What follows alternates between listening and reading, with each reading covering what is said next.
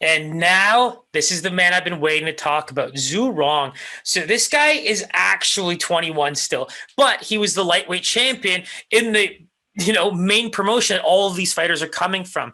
He was the last featured fighter that we put together on that video, and I tried to provide two clips there of him, try to show some groundwork a little bit. The striking was really good. The thing that I like about the striking was he has lateral movement and he keeps his head up.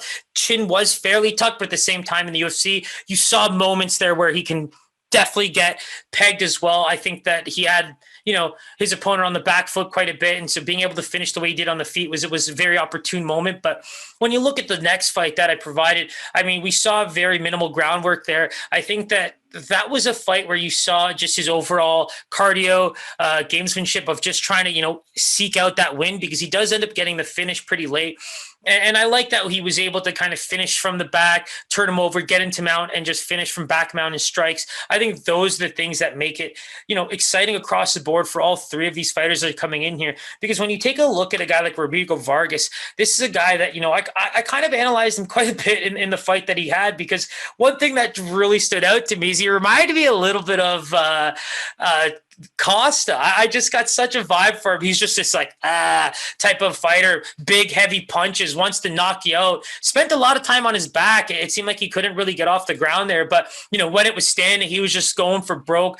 He's an interesting fighter. He's got 3 finishes in under 30 seconds. He's never been finished via strikes. So again, another guy that's just going to bring it at all costs. And so if I'm Zhu Rong, the whole reason that I wanted to bring up the ground game here is because I think that that's an opportunity for him here. When I'm watching a guy, regardless of who it is, just kind of get taken down at will and spend a lot of time on his back, if you are in any way, shape, or form confident in your ground game, especially in top, I think that's just it's a gift, right? Like, that's an opportunity you just have to take. And so when I'm looking at, that's where, for me, it's just hard to say, looking at Zhu Rong's groundwork in the fight tape that we have, and it's like he might be able to have his way, but at the same time, Vargas's, level of competition, the gyms that he's going to be at, they should be at a relatively higher level than what Zhu Rong has been seeing. But at the same time, he's improving.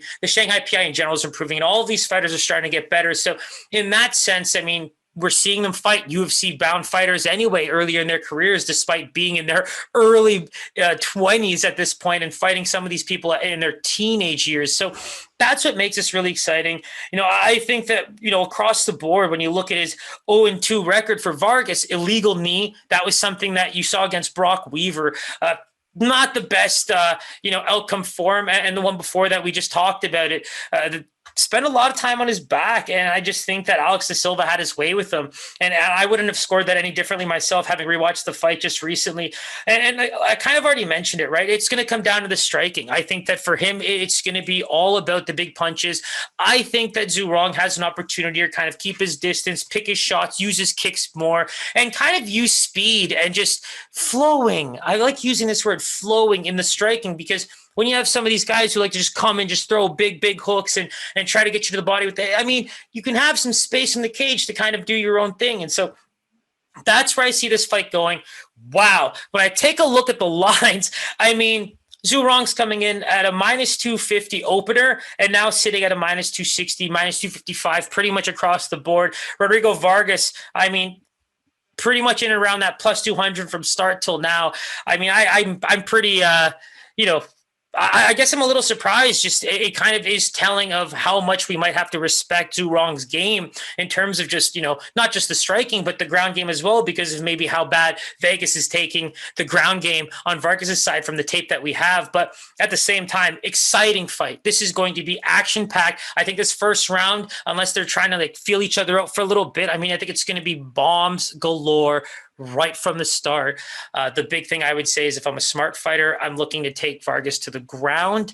At the same time, if Vargas is able to avoid some of these takedowns and keep the fight standing, and maybe even take it, into the later rounds, throw a lot of body work, make the man tired, and maybe try to finish on the feet, do some ground and pound towards the end, that kind of finish may be in the books for him. But clearly history is playing a part in his line, but fight game is the fight game, and anything can happen. So